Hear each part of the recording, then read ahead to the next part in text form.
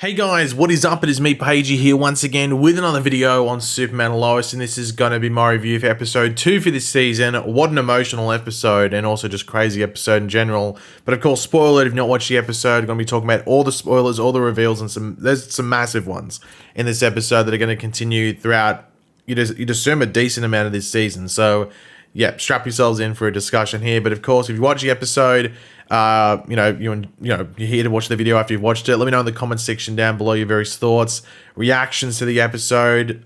I'm just curious to hear what people have to say and how certain things were handled, at least in regards to the introductory stage of what's happening in this episode. Just let me know your thoughts down there. And of course, if you're going to enjoy the episode, enjoy the video, I might say, and you also enjoy the episode, want to show your support, drop a like on the video. It takes 2 seconds. Thank you very much for that. So last episode, we had Lois starting to look into Bruno Mannheim again. Obviously, it was the premiere for season 3 last week, and this leads to a pregnancy diagnosis, which has, Clark and Lois thinking over whether they are prepared for that, which in contrast to what's happening now, seems like that's such a small thing, but obviously it was a big thing back then. But we also see Henry Miller, aka Atom Man, return from the season 1 flashbacks of all things, but he's back with powers. Last time we just had like a flamethrower and some grenades and stuff like that. But here's the big thing. He was supposed to die months ago from a brain tumor, so what's going on there?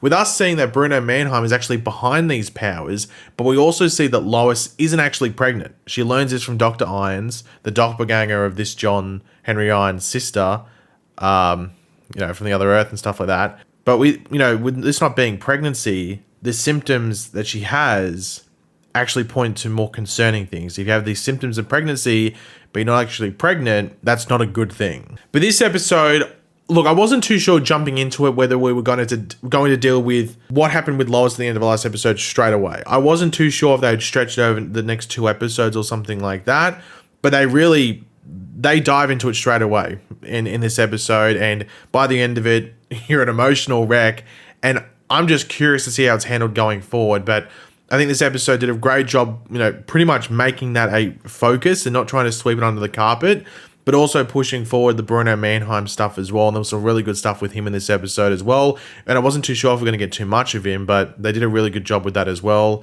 But also tried to lighten up the mood in a couple of different things. Like the tone wasn't completely like sad and emotional and dark throughout the episode. There were some fun moments as well, which I think were needed just because there was such a lot of heavy stuff throughout this episode. So I think that stuff was needed. So I think they balanced that pretty well. But yeah, in this episode, we do start with Lois back at Dr. Irons' clinic to go through some more tests following the worrying news from the end of last episode. And there's just sort of a montage in like the following days with just concern constantly on Lois's face, because I think she knows what's coming her way.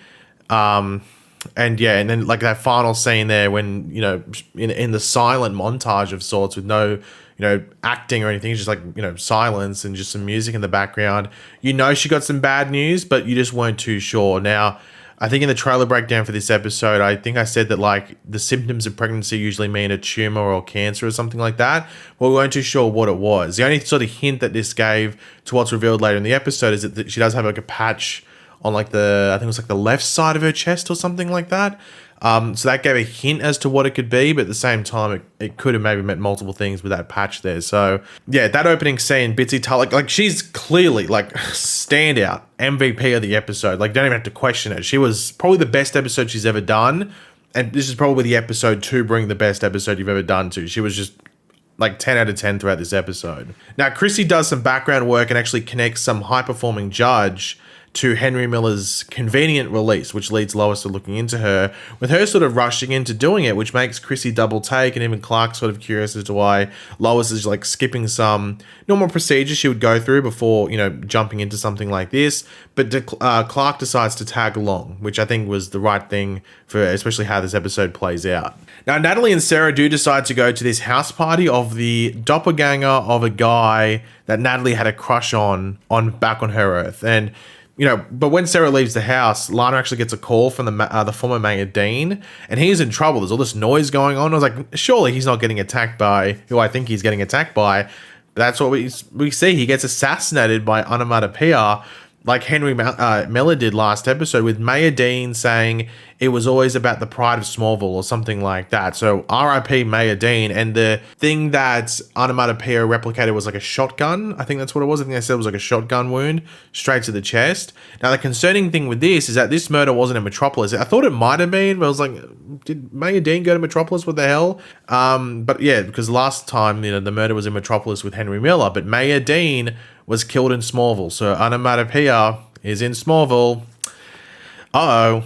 Now, Lois and Clark arrive in Metropolis, and Clark is like stoked and wants to do some stuff they would have done back in the day. And I think having Clark in that upbeat manner, that normal Clark Kent sort of attitude, I sort of was good because like I think it highlighted how well Lois tried to downplay her situation and also how well she was bottling up her emotions, which then leads to the scene later in the episode where those are all released. I think that was done really well. But of course, Lois is just super focused on the case because I think there is some other like motives that she has, which I think we're going to see be explored in future episodes.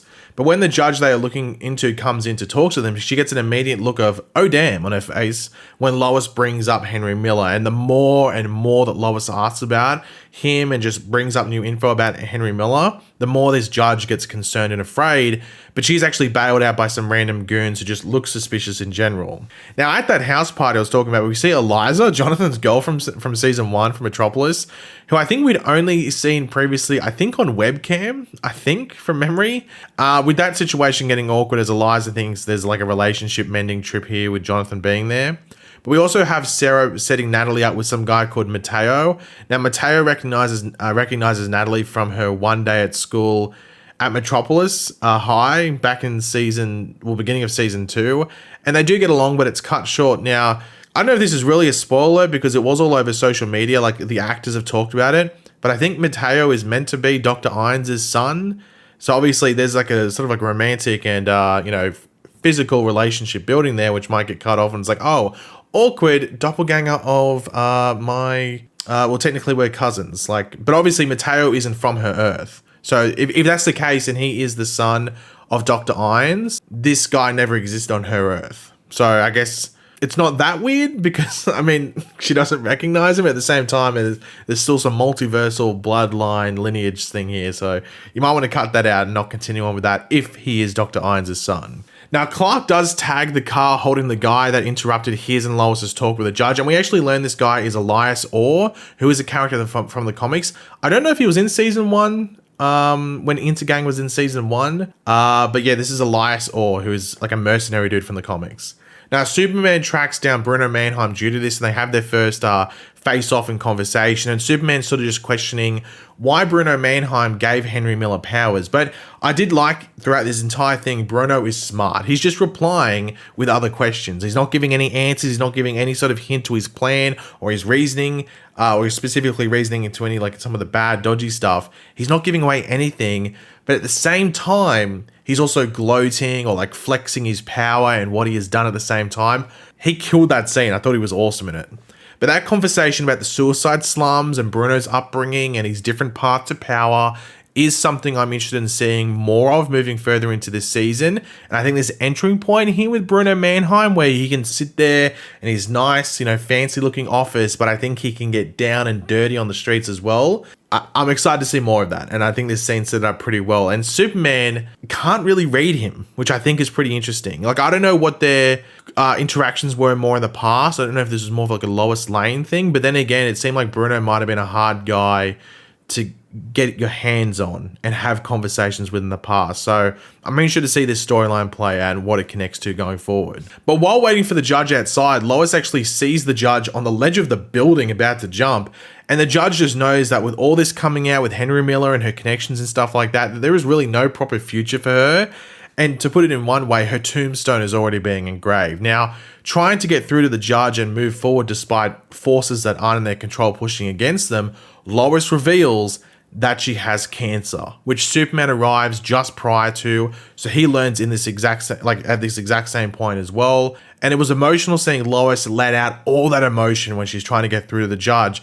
But Clark, as Superman, up there in the sky with everyone around, has to suppress his emotions until he and Lois were alone. I thought that was a great scene. And as I said, Bitsy Tulloch was 10 out of 10, but I think Tyler Hoechlin did a great job as well in those scenes where he needed to be emotional or act in a certain way as well. So this was tough to watch. Like, that whole thing was tough to watch because you just knew something was building up to that, and you just knew that from the first opening bit of the episode with Lois doing all those tests and getting like a, in that just there's no, like dialogue from her. It's all like silence and just music over the top. You knew something was coming, and it seemed like it was going to be cancer.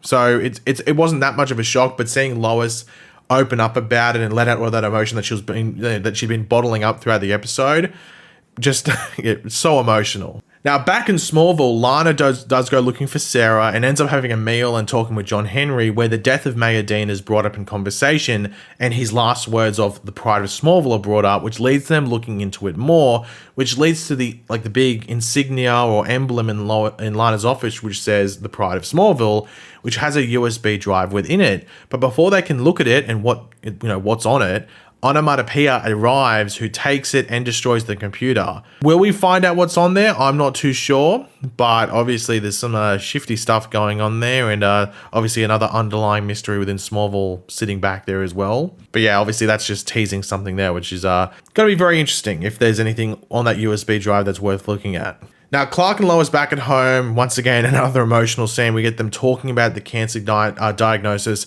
and we learn it's breast cancer. So, as I said, we saw the patch on Lois's upper left chest, I think it was. So it gave you that hint that it might be breast cancer.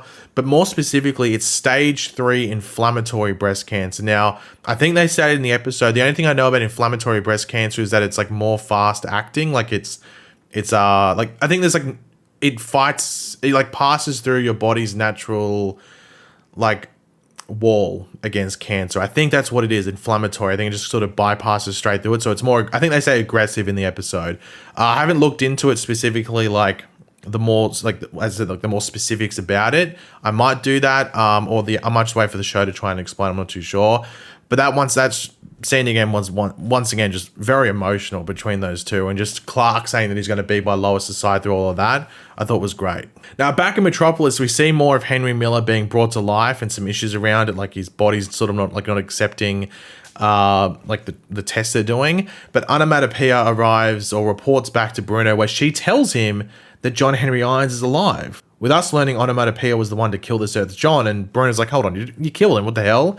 And Onomatopoeia's like, yeah, exactly. But I just saw him in Smallville, he's alive. So obviously this other John being alive in Smallville is going to shake things up. I don't know necessarily if it's going to lead to anything crazy, because I guess, would Bruno Mannheim have any beef against this John Henry Irons? The only thing I can think of is maybe some DNA stuff. Maybe they need blood from this John Henry Irons to help them do stuff. So that might be where Bruno sort of wants to hunt down our John Henry that we've been with since season 1.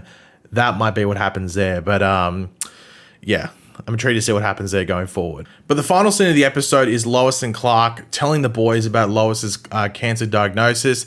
And similar to the opening scene of the episode, just the silence in that scene and the music and just the actors' faces doing the acting and doing the talking was insane. Once again, just brilliantly put together episode. And I love when you have episodes that are bookended by similar scenes that maybe hold the same sort of level of emotion. But I just love when they're bookended like that. And I think that was a wonderful scene as well. Just really, really well done. Because there was worries if there was a cancer thing, how it'd be handled on the show. And sure, there's still episodes to play out, and whether they could do something really silly where it's, oh, I took a pill and now I don't have cancer. That would be really annoying.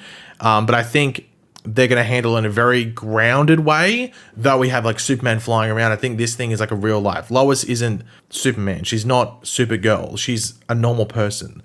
And I think that's the thing we're doing here. Lois Lane can be this person that's on a pedestal that does seem like this godly figure because who the character is in the history of fiction and stuff like that. But she can be struck down by such a common thing that it could affect, your random Sally, Sandra, or Beatrice, or whatever it might be. So I'm interested to see how that's handled. I think it's going to be handled well based off this introductory episode with it, but it's still a wait and see. But the emotion around it was quite high. But yeah, this episode was great. I think, last week, I think a lot of people were giving it 10 out of 10. I think I gave it a 9.5. I think this episode was as good, if not better. I think the more time with Bruno Mannheim was awesome. And man, this season's off to such a great start. I did make a prediction early on that this could be the best season of Superman and Lois, and man, it's kicked off in a cracking manner, and I can't wait to see where it goes going forward. But yeah, guys, thanks for watching. Hopefully you enjoyed the video. If you did, it'd be awesome if you could drop a like on it to show support. Let me know in the comment section down below your various opinions about this episode, your reactions, favorite parts, just everything like that. Always curious to read what you guys are thinking.